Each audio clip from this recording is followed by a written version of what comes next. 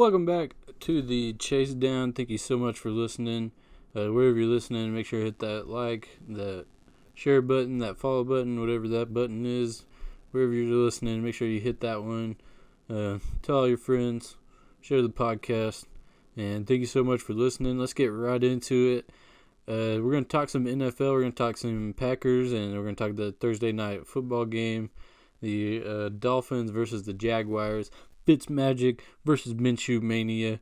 But let's get into the Packers game first. Packers come out. They beat the Lions 42-21, lighting up the scoreboard again. Got off a little slow in that first quarter, and then 31 unanswered points for the Packers. The big thing for the Packers is this one. Aaron Jones came out and he just lit it up. The Packers come out and they completely different.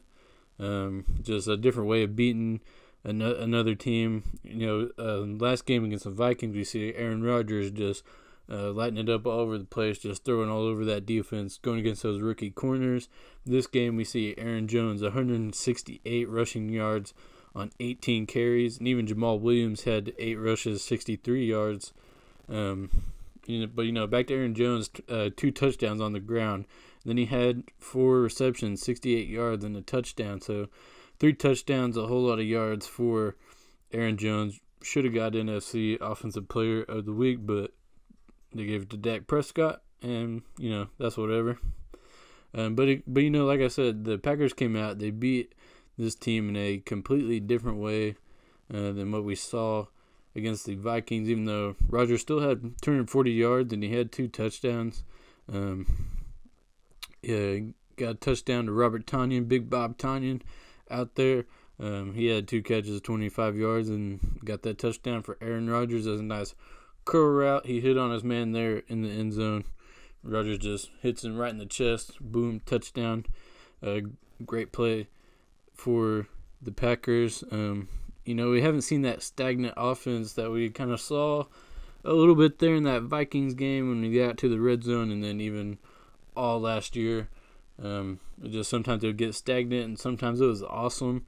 So a little bit more consistency is what we're loving to see out of this Packers team, especially on the offensive end. And then, over on defense, Chandon Sullivan had a nice pick 6, just kind of baited Matt Stafford, and Stafford didn't really see him coming because Rashawn Gary was coming up there. He was getting pressure, and a couple of those other guys.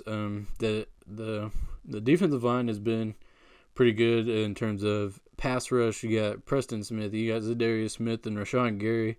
Rashawn Gary has been awesome so far in these first 2 weeks. Saw him get some pressure, saw him get a sack against the Vikings. He got a sack and a half this game. Back got him a safety this game. Rashawn Gary has been awesome. Lots of QB pressures and seen him get a couple of sacks. He had 2 QB hits. He had 4 total tackles, 2 solo tackles. So Rashawn Gary, that first round pick a couple years ago, coming in for the Packers and just being really nice on that end.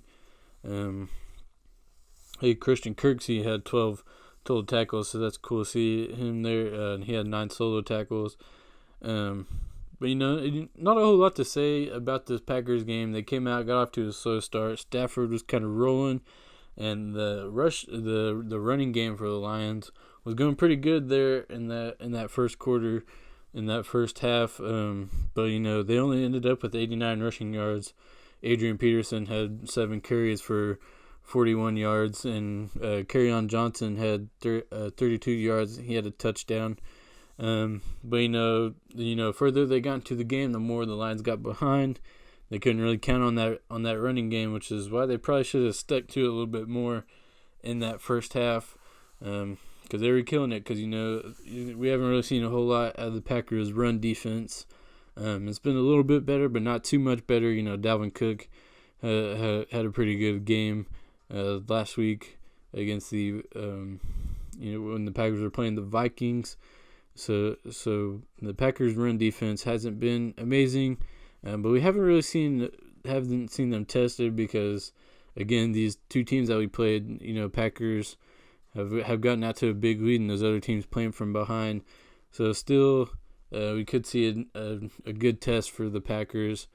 It'd be nice to see a good test for that run defense to see if they're legit, because we know in that NFC Championship game last year, the 49ers just ran all over the Packers defense. Jimmy Garoppolo only had to throw about 8 passes, and so there you go. So still not a huge test for the Packers run defense, but the secondary has been nice. Jaguar Alexander and Kevin King's been looking pretty good over there. He can stay on the field. That's going to be a nice 2 corners to have out there, and Jaguar Alexander and Kevin King. And then the safeties are looking nice. Savage and those guys back there. Adrian Amos. Those guys are looking good. So Packers secondary, not looking too bad. Christian Kirksey, not looking too bad. And so, again, gonna need a test for that Packers run defense to see if they're legit. Now moving on to that Thursday night football game, Fitzmagic versus Menshew Mania, the beard versus the mustache, as they were calling it. Ryan Fitzpatrick just looked like he was having a ton of fun out there. He's 37 years old, and he was just out there. He was running the ball. He had 38 rushing yards, and he ran it 7 times, and he had a touchdown on the ground. He was out there putting his body on the line, just having some fun. The Dolphins' whole team just looked like they were having some fun, and now they're 1-2, and they've kept a couple of their games close. So don't count the Dolphins out yet. They're going to be here to play. Myles Gaskin was looking really good, especially in that first half. 22 carries for 66 yards, and even at the end of that game, if he just broke a tackle, he might have had a very long run there, kind of towards the end of that game. And then like I said, Fitzpatrick had a rushing touchdown, so looking good on the ground for the Dolphins. 138 rushing yards, not too bad, just enough to get it done. Devontae Parker, they said he was having hamstring issues. Troy Aikman was kind of talking about it all night. Wasn't getting a whole lot of separation, but honestly, it didn't really seem to affect them too much. They were still getting some good, tough passes in there, and Devontae Parker getting after the ball. He had 5 catches, 69 yards, so even though Troy Aikman was talking about Devontae Parker, not really seeing that burst from him, that separation, didn't really seem to affect him too much in terms of getting the ball to him. He didn't have any huge plays. I guess his long was 20, which isn't too bad. He had 5 targets and 5 catches, so not looking too bad. Myles Gaskin had 29 yards receiving. They got Jakeem Grant. He had 1 catch for 19 yards, and then he was involved in the running game, and he had a couple nice returns. So again, the Dolphins not looking too bad. Just gonna need some more consistency out of him. Ryan Fitzpatrick looked like he was out there. He was having some fun.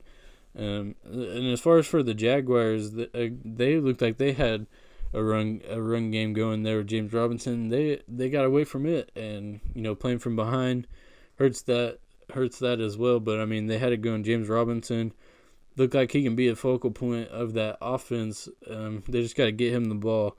11 carries, 46 yards, had 2 touchdowns. And then he was there in the receiving. He had six catches for 83 yards, had a long of 24. They did not have DJ Chark, so a couple guys needed to step up, and we just didn't really see it from him. Conley out there, he had some drops, man. A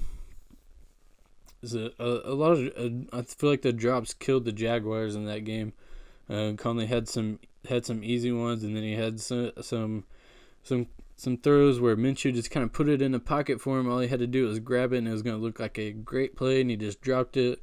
I think he had an easy one. It was just he was running, trying to get that first down, hit him right in the chest, and he just dropped it. So a couple drops kind of killed the Jaguars, but hey, it's part of the game. And then Menshew had a throw that would have cut the lead to 14 with pretty much the whole quarter left, and he was getting pressured. The Dolphins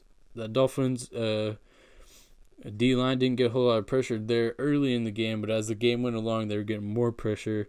Saw Emmanuel Ogbah get back there a couple times. Kyle Van Noy got there a couple times. Just some pressures for the Dolphins there. Just more as the game went on. But like I was saying, Menshew had a throw. He had Keelan Cole over there, and he just overthrew him. He was wide open. He hit the corner with the shoulder fake, and then he just put it out there just a little bit too far in front of him because that Dolphins D-line was coming for him, and he just barely missed that throw. And it really could have been a game changer. Would have cut the lead to 14. Would have gave the Jacks some momentum, and with pretty much the whole fourth quarter left to go. But then they missed that.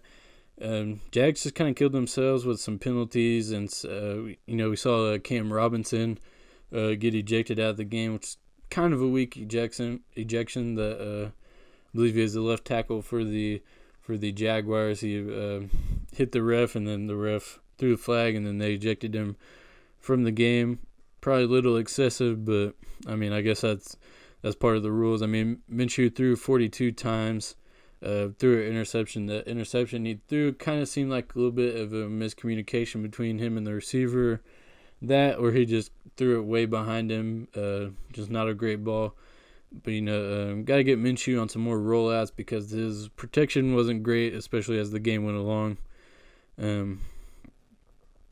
But some good games we got here in this week 3.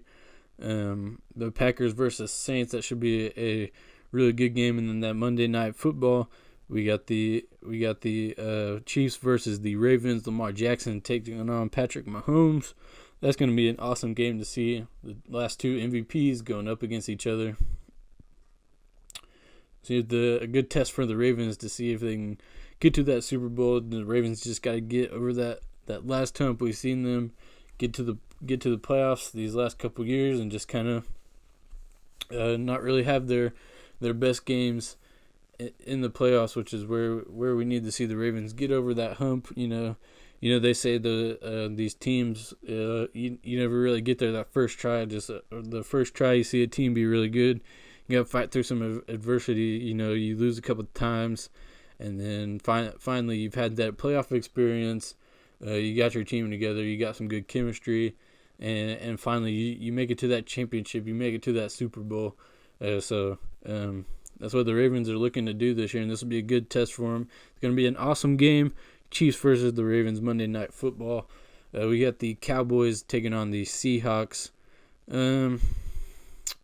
That could be a good game. Could be a blowout. The Cowboys are just bipolar. Looking to bounce back and have a good full game after the Cowboys went out there with getting their butt kicked by the Falcons, and then we all know who the Falcons are. They choke. That's what they do. And the Cowboys came back and beat them.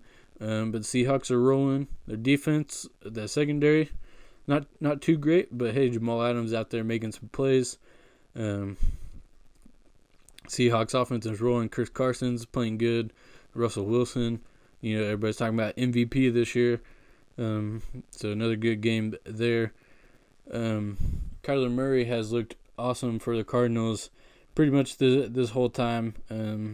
Kyler Murray, he's out there just running, juking fools out there, killing some guys in the run, but he's also killing it in the pass. Him and DeAndre Hopkins are looking pretty in sync. So we've had some good football this year, some good NFL football, and hey, we got finally got some more games for college football this week. Gonna be talking probably some Big 12 football after this week. So hey, thank you so much for listening. Make sure to follow us on Twitter. Check us out on Twitter. You can follow me at ChaseThunder4, or you can follow the podcast Twitter at _Chasedown. Again, make sure to hit that like, hit that follow, hit that share button, whatever the button is, wherever you're listening. Retweet us. I'm going to tweet out every time I post a podcast somewhere. So make sure to go follow us on Twitter. Thank you so much for listening. We'll see you next time.